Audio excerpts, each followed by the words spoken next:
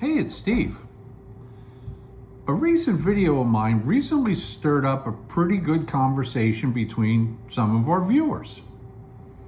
And that is, do you need a heavier bullet for deer depending on where you're hunting?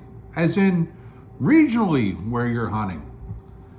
It seems, well, we know it, but it seems that there are a lot of guys in the western part of the United States that feel that they have bigger deer and they need different bullets.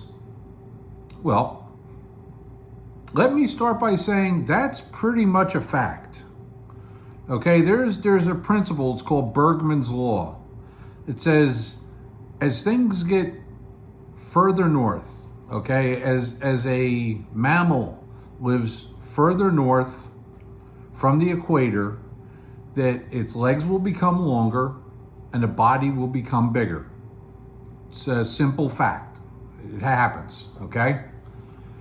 So the average deer shot in, and I'm just going to pick a place, Georgia, will be lighter than the average deer shot in Alberta or Saskatchewan for the same age. Now, there will always be outliers. There will always be that 280-pound buck, okay, that came from down south somewhere. Just like there'll be some scrawny 150-pound buck that came from somewhere north.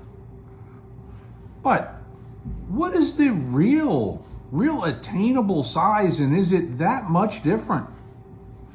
Well, to be honest, yes.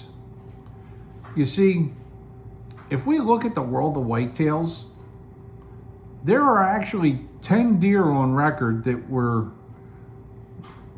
estimated weights were over 400 pounds.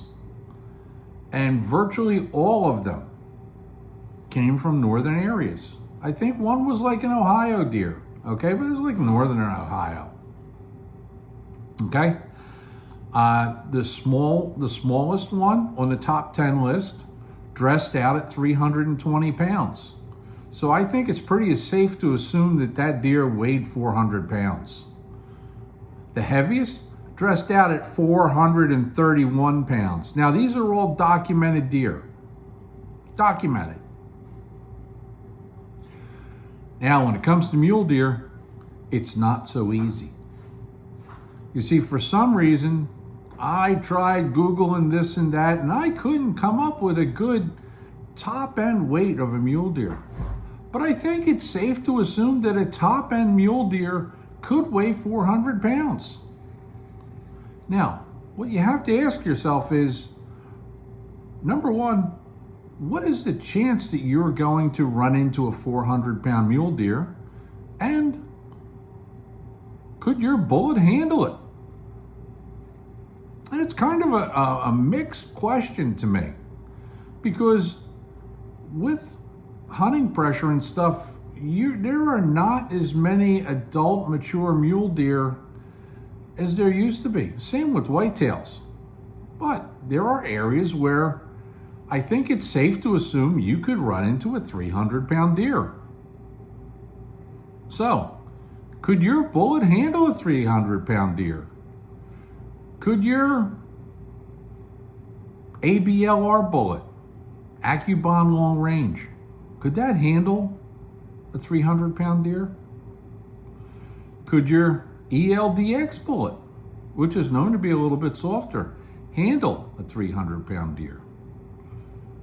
And can your standard cup and core bullet handle a 300-pound deer? I do believe the answer to all of them is probably yes. And it's also very range dependent.